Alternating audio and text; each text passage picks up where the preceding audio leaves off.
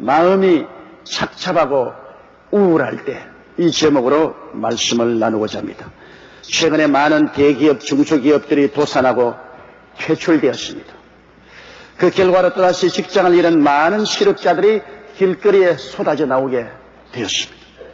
설상가상으로 정권시장은 힘을 잃고 추락하며 대형 금융 스캔들이 하루가 멀다고 터져나오고 있습니다. 정치인들은 국민에게 희망을 주기는커녕 자기들 밥그릇 챙기기에 바빠 하루도 쉬지 않고 국회에서 싸움박질로 우리들을 우울하게 만들고 있습니다. 낙엽이 휩쓸어간 길거리에 어깨가 축 늘어져 걸어가는 군상을 볼 때 우리의 마음은 착잡하고 우울하기 그지없습니다. 우리의 앞날에 또다시 IMF의 암울한 고통이 다가오는 것이 아닐까요? 우리는 누구를 믿고 의지하며 살아갈 수 있겠습니까? 이럴 때일수록 우리는 하나님을 찾아야만 합니다. 하나님께서 우리에게 무슨 말씀을 하고 계시는지 귀를 기울여보고 용기와 희망을 얻어야만 하겠습니다. 성경에는 하나님께서 이렇게 말씀하십니다. 첫째로, 저가 나를 사랑한 적 내가 저를 건지리라. 우리가 주를 사랑하면 주님께서 어떠한 위기에 처해서도 건져주시겠다는 것입니다. 여러분, 이 세상에는 이 세상과 세상에 있는 것들만 사랑하는 사람들이 있습니다. 하나님은 전혀 생각하지 아니하고 세상과 세상의 것만 사랑하는 사람들이 많이 있습니다. 이 사람들은 육체적인 쾌락만 쫓아 사는 사람들입니다. 이 세상에 도박이나 마약이나 술 취함이나 방탕함이나 음란이나 쾌락이나 이런 것만 추구하는 사람들입니다.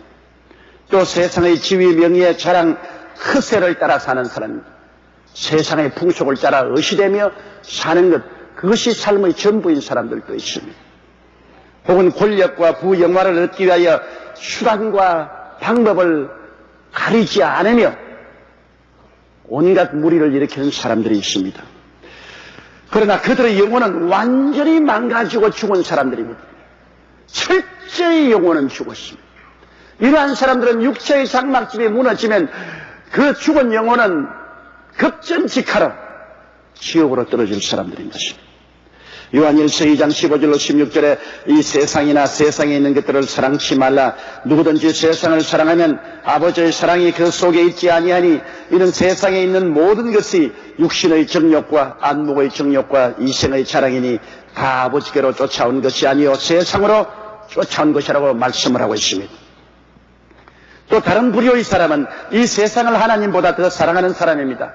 하나님을 안 믿는 것은 아닙니다. 하나님을 믿지요. 우리 아버지가 장로요, 우리 어머니가 권사요, 또 우리 가족이 교회 나온다. 그래서 세례도 받고 교회도 나옵니다. 그러나 세상을 하나님보다 더 사랑하는 사람들이 많이 있습니다. 세상 사랑이 주요, 하나님은 액세서리로 사는 사람들이, 이러한 사람은 영혼에 깊이 병이 들어 있습니다. 얼마 있지 않냐면 그 영혼을 장내쳐버려야 할 처지에 놓인 사람들입니다. 또 다른 사람은 세상과 하나님을 함께 사랑하려고 하는 사람입니다. 많은 영혼의 갈등이 있습니다. 세상도 사랑해야 되겠고 하나님도 사랑해야 되겠습니다. 세상도 놓칠 수가 없고 하나님도 놓칠 수가 없습니다.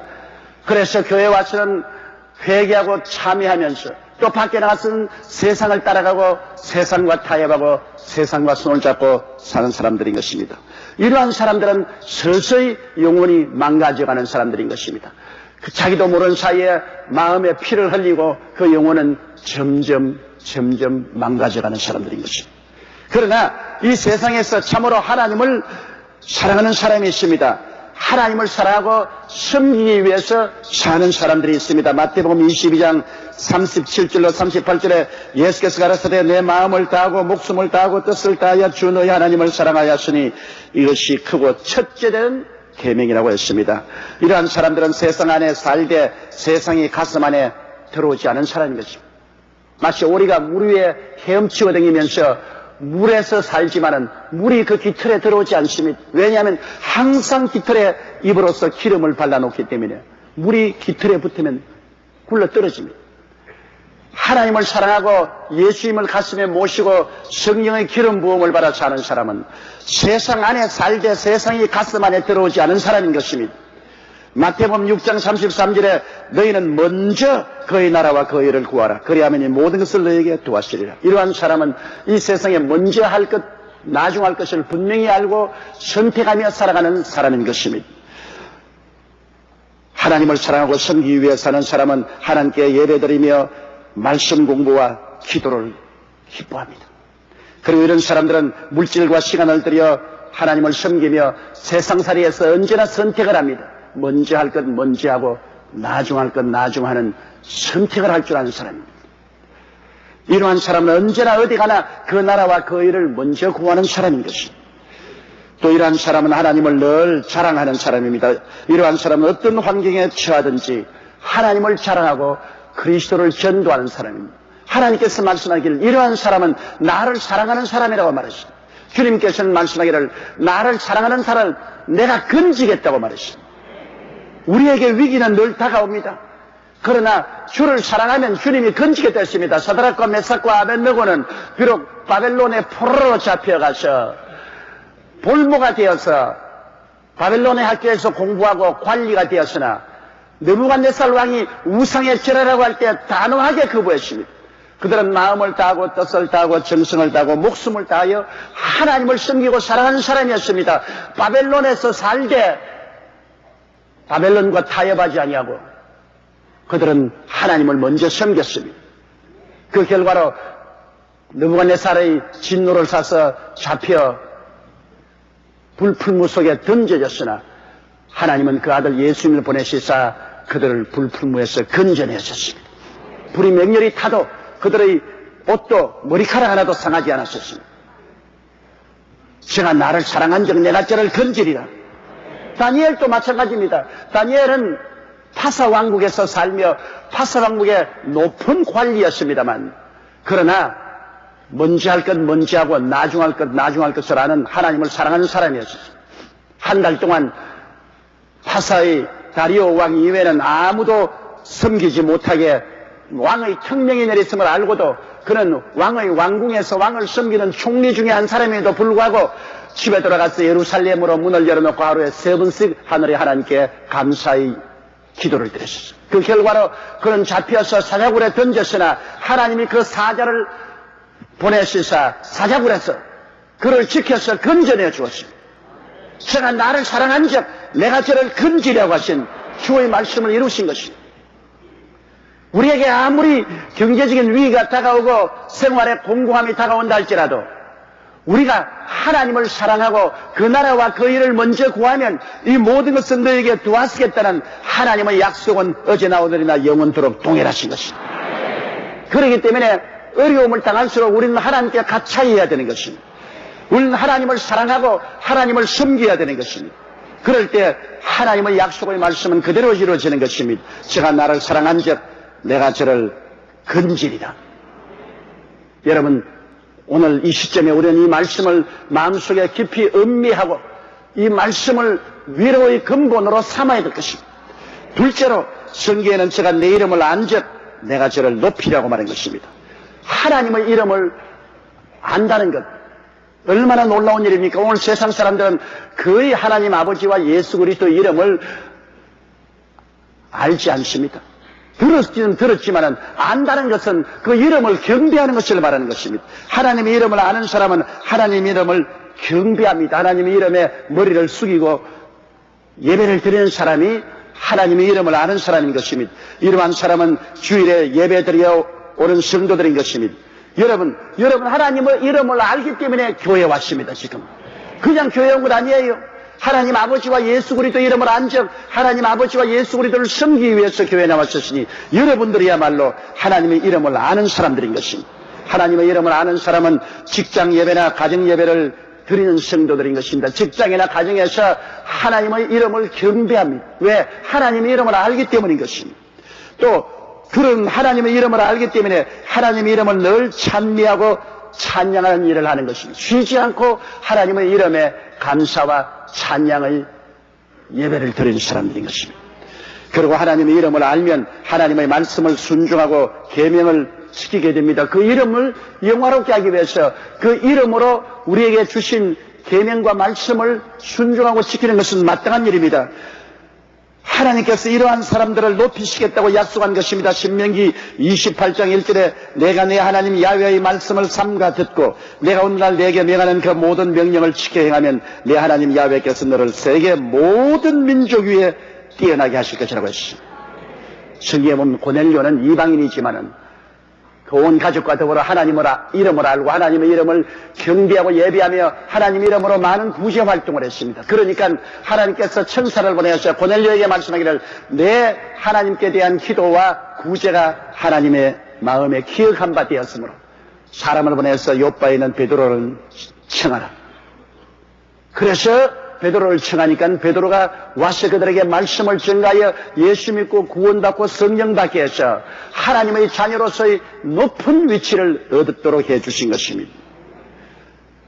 여러분, 오늘날도 보십시오. 하나님의 이름을 아는 나라들이 다 번영합니다. 이 나라들이 대개 선진국 반열에 들어있으며 이들이 사용하는 언어인 영어조차 세계어가 되어 있습니다. 왜? 하나님을 알고 하나님의 이름을 높이니까 그들이 사용하는 말조차 온 세계가 그 말을 사용해야 세상에서 교제를 하고 살아갈 수 있도록 된 것입니다. 저는 세계를 여행할 때마다 느낍니다. 야, 하나님의 이름을 아는 영어권에 속한 사람들을 얼마나 높여줘요. 그들이 사용하는 말이 온 세계 공통어가 되어 있는 것. 말조차 하나님이 영화롭게 한 것입니다. 세계 최강국 미국을 이끄는 힘은 바로 청교도적인 정신의 기초에서 하나님의 이름을 높이는 삶을 살았기 때문에 하나님이 저들을 높여준 것입니다. 우리가 하나님의 이름을 높이면 하나님이 우리를 높여주겠다고 말씀하신 것입니다. 잠언서 8장 17절로 19절에 보면 나를 사랑하는 자들이 나의 사랑을 입으며 나를 간절히 찾는 자가 나를 만날 것이니라. 부귀가 내게 있고 장구한 재물과 의도 그러하니라. 내 열매는 금이나 정금보다 나으며 내 소득은 천원보다 낫다고 말한 것입니다. 이러므로 여러분, 우리가 어려움에 처할수록 하나님의 이름을 알고 하나님의 성호를 높이 받들어 예배드리고 하나님의 이름을 부끄러워하지 않는 이러한 신앙삶을 살아야 되는 것입니다. 그럴 때 제가 내 이름을 안적 내가 저를 높여주겠다고 말씀한 것입니다. 낮추겠다고 말씀 안 했습니다. 하나님이 높여주시면 아무 사람도 낮출 수가 없습니다.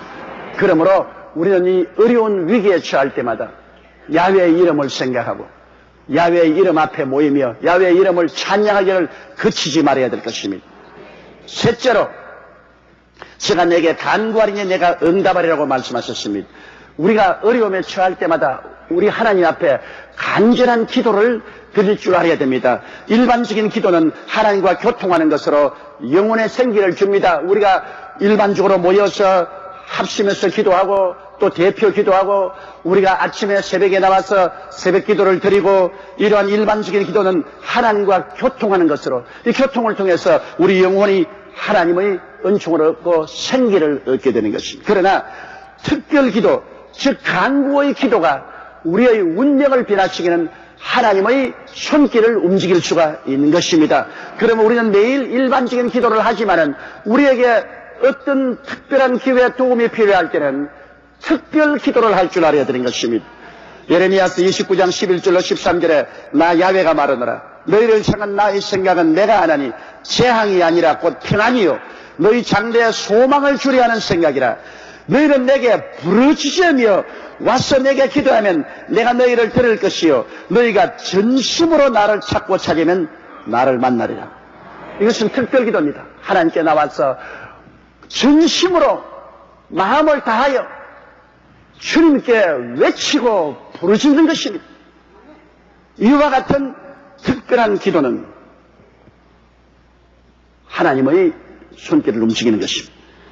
특별한 개인적인 문제 혹은 사회적 국가적인 문제를 두고 집중적으로 기도하는 특별 기도가 우리에게는 필요합니다. 그게 바로 간구하는 기도고 간구하는 기도에 응답하겠다고 말씀하셨습니다. 에스겔서 36장 37절에 나주 야훼가 말하노라. 그래도 이스라엘 족속이 이와 같이 자기들에게 이루어 주기를 내게 구하여야 할지라.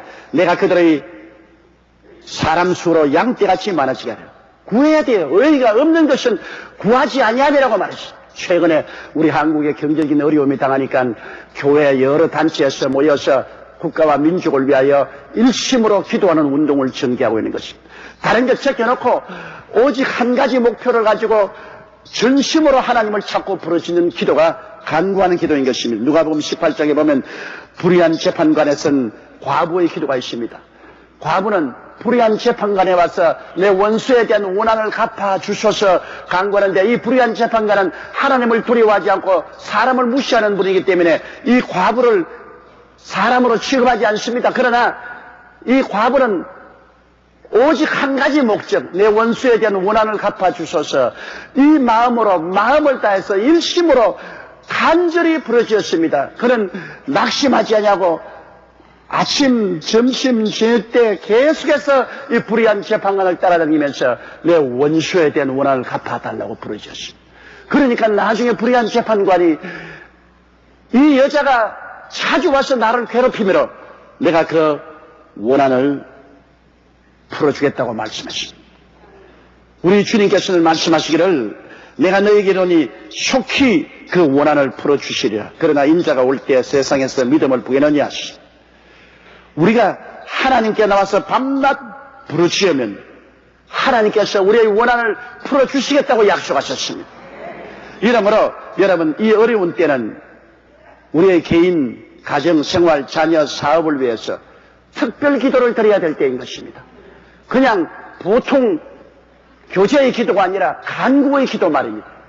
마음을 다하고 정성을 다하고 뜻을 다하여 주님께 부르짖어 응답이 오도록 몸부림을 치고 외치는 것입니다.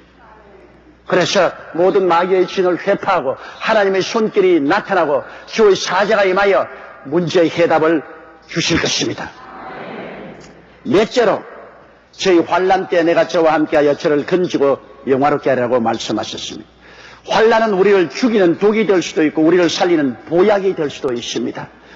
독이 되는 경우는 인간의 관점으로 환난을 보고 겁을 먹고 비관적이 되고 부정적이 되며 절망적이 되는 경우에는 환난 독이 됩니다. 이것은 마치 가데스 바네아에서 주님이 가나안 땅을 정탐하러 보낸 12 정탐 중에 10명과 한 가지입니다. 이 사람들은 하나님을 제껴놓고 그들의 관점에 하나님의 약속을 보태지 아니하고 인간의 이성과 경험과 감각을 통해서 사물을 보았습니다. 그러니까 그들은 좌절하고 절망했습니다. 우리가 가본 땅은 주민을 삼키는 땅이요, 젖과 꿀이 흐르는 땅은 아니더라.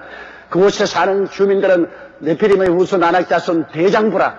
우리와 비교해보니 우리는 마치 메뚜기 같더라. 우리가 들어가서 그 성을 점령하지 못할 것이라. 우리 처자가 다 사로잡힐 것이요, 우리 장정들은 그들의 칼날에 죽을 것이다. 이 얼마나 비극적인 고백인 것입니다.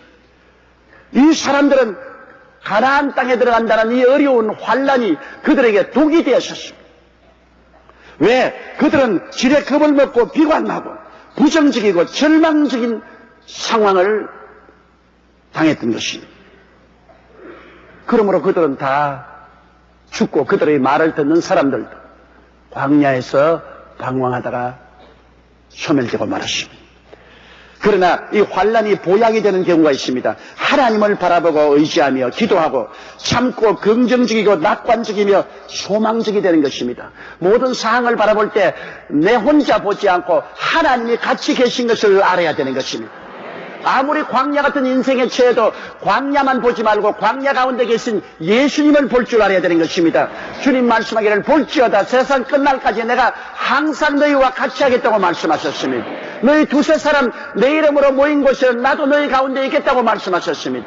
예수 그리스도는 어제나 오늘이나 영원토록 동일하기 때문에 우리 가운데 계신 예수님을 우리 삶의 계산에 집어넣으면 우리들은 어떠한 환경 속에서도 기적이 일어날 것을 기대할 수 있는 것입니다.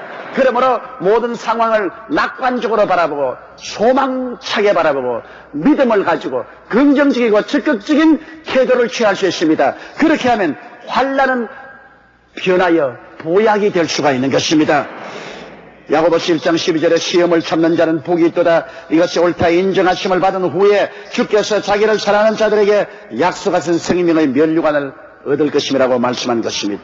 또한 성경에는 시편 23편 5절에 주께서 내 원수의 목전에서 내게 상을 베푸시고 기름으로 내 머리에 바르셨으니 내 잔이 넘치다이다 하시므로 원수가 오면은 원수의 목전에서 우리에게 밥상을 베풀어 주신 하나님 것입니다.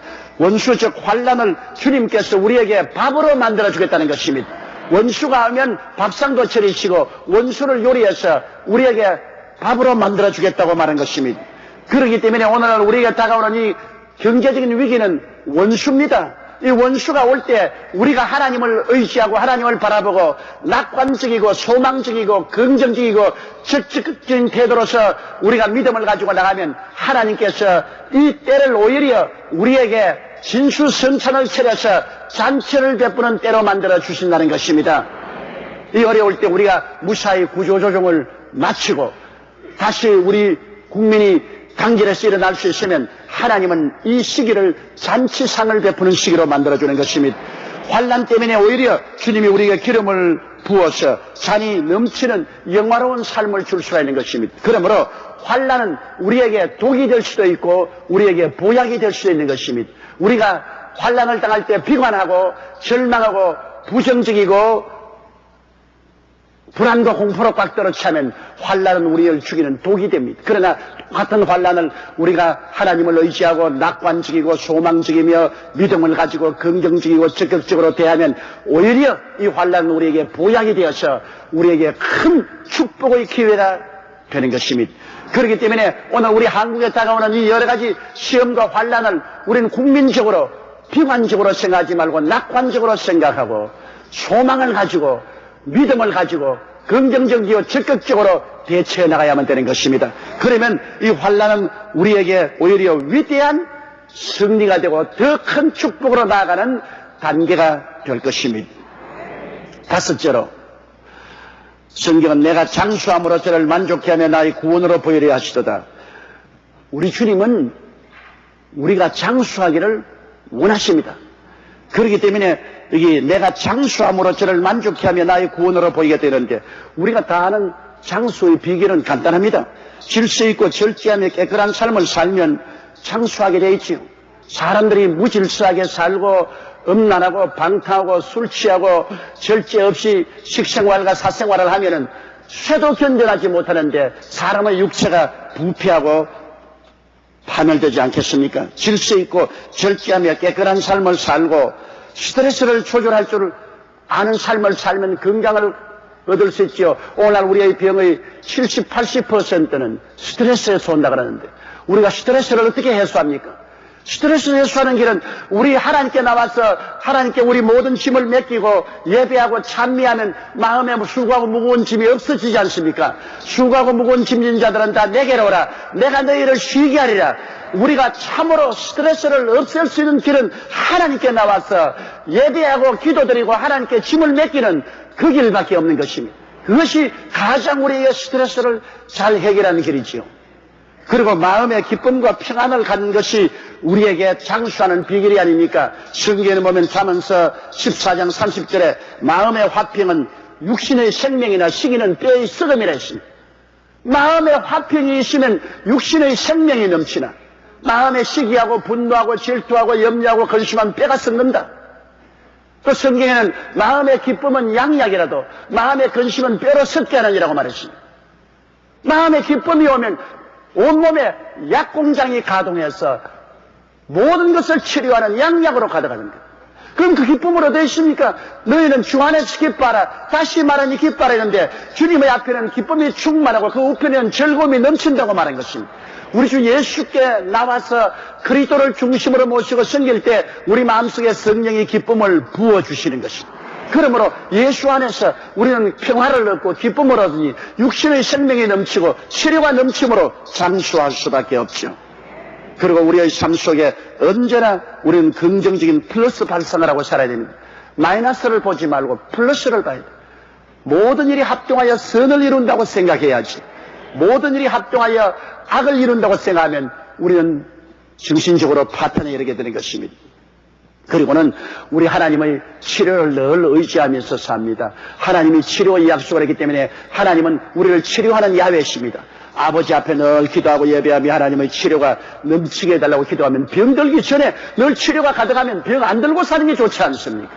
병 들고 난 다음에 치료해달라 그런 것보다도 치료하는 하나님께 늘 나와서 예배드리고 치료의 생명수를 마셔서 병들지 않게 되는 것이 좋은 것입니다. 우리 주 예수 그리스도는 우리에게 지혜라고 말했습니다. 성경은 말하기를 너희는 하나님께로부터 나서 그리스도 안에 있고 예수는 하나님께로부터 나서 너희에게 지혜와 의로움과 거룩함과 구속함이 되셨다고 말씀하고 있는 것입니다. 예수님이 우리의 지혜입니다. 그러므로 잠언서 3장 15절로 18절에 지혜는 즉 예수님은 진주보다 귀하니 너희 사모하는 모든 것으로 이어 비교할 수 없도다. 그의 우편에는 장수가 있고 그 좌편에는 부귀가 있나니 그 길은 즐거운 길이요 그 첩경은 다 평강이니라. 지혜 즉 예수님을 얻는 자에게 생명나무라. 지혜 즉 예수님을 가진 자는 복되도록 하십니다. 예수님이 생명나무 아닙니까? 예수님이 우리의 복의 근원입니다. 성경은 밝히 말하기를 예수님이 우리의 지혜의 근본이기 때문에 그 우편에는 장수가 있고 그 좌편에는 부귀가 있고 그의 길은 즐거운 길이요 그의 첩경은 평강이라고 말했습니다. 그러므로 예수 믿으면 우리는 그리스도의 이 진리를 알고 마음속에 긍정적이고 적극적이고 창조적인 삶의 태도를 취해야만 되는 것입니다. 그리고 성경에는 나의 구원으로 보이리라고 말했습니다. 인간은 모두 죽음에 이르는 병에 들고 절망을 가슴에 담고 사는 존재입니다. 지금 미국에 대통령 선거를 했는데 플로리다주의 투표의 수가 박빙 상태라 아직 대통령 당선자 발표를 못하고 있습니다. 그러나 부시 편에서나 고 편에서는 서로 대통령이 된다고 야단입니다. 그러나 나는 그것을 CNN 방송에서 가만히 바라보면서 다 50대가 넘어 60이 돼간 사람들이 대통령 하려고 저렇게 길을 쓰는데 30년 이내에 흙으로 돌아간 사람들이 그 짧은 기간에 권력을 쥐어보겠다고 저렇게 발버둥을 치냐. 마음에 섭섭한 생각이 났습니다. 너 인생이 무엇이냐? 잠시 있다 사라지는 안개니라. 내일 일을 자랑치 말라. 오늘 내게 어떠한 일이 일어날지 알지 못하느니라. 우리에게 가장 귀한 것은 우리의 마음속에 영원한 생명을 얻는 것입니다. 이 세상에 태어난 사람마다 태어난 그 시간부터 죽음에 이르는 병을 가슴에 품고 태어납니다. 심장은 죽음으로 향하는 행진곡에 북을 치고 있습니다. 오늘 아무리 세상에 과학이 발달돼도 과학은 속도입니다. 과학이 눈부시게 빨리 발전하지 않습니까? 눈부시게 빨리 발전하지만 그 과학을 만들고 있는 사람은 죽음에 이르는 병에 든 사람들인 것입니다. 그러므로 과학 발전을 우리가 비평하지 않습니다. 과학이 발전되고 향상되는 것 좋은 일입니다. 그러나 과학과 사회의 발전을 만들어가는 그 사람 자체는 죽음에 이르는 병든 자인 것입니다. 얼마 있지 않아요? 이 세상을 떠나가야 될 사람들인 것입니다. 인간 존재는 100년이 되지 않아 지상에서 사라지고 하나님의 심판대 앞에 서게 되죠. 히브리서 9장 27절에 한 번 죽는 것은 사람에게 정하신 것이요 그 후에는 심판이시라고 말했습니다. 우리가 구원받을 수 있는 길은 다른 길이 없어요. 우리 모두가 다 죄인이니 어떻게 하나님 앞에 설 수 있습니까? 죄의 부끄러움과 수치의 옷을 입고 하나님 앞에 못 서지요. 그러나 오직 우리의 구원은 예수님밖에 없습니다. 요한복음 14장 6절의 말씀대로 내가 곧 길이요 진리요 생명이니 나로 말미암지 않고는 아버지께로 올 자가 없나니라고 말씀하셨습니다. 여러분 우리 위해서 대신하여 십자가에 올라가서 몸을 찢고 피를 흘려서 구원의 문을 열어주신 분은 예수 이외에 누가 있습니까? 오늘 세계에 나온 모든 종교인이나 도덕군자들은 우리에게 종교를 주고 철학을 주고 윤리와 도덕 강령을 주었지만은 우리를 위해서 대신 몸 찢고 피 흘려 죽음으로 대속해 준 분은 없습니다. 예수님 이외에 없어요. 하늘에서 오신 이가 우리를 위해서 몸 찢고 피 흘려서 죄를 대속하시고 하늘로 올라가셔서 그 길을 열어놓고 그 길을 통해서 오라고 하시는데 우리가 왜 그것을 거부할 리가 있겠습니까?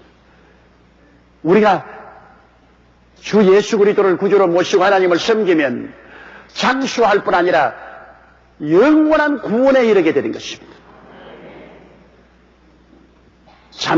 잠깐 후에 이 세상 삶은 다 끝나고 주님이 우리를 데리러 오실 것입니다. 너희는 마음에 근심하지 말라. 하나님을 믿으니 또 나를 믿어라. 내 아버지 집에 있을 곳이 많도다. 그렇지 않으면 너희에게 일렀으리라. 내가 너희를 위하여 처소를 예비하러 가노니 가서 처소를 예비하면 다시 와서 나 있는 곳에 너희도 함께 있게 하리라고 말씀하신 것입니다.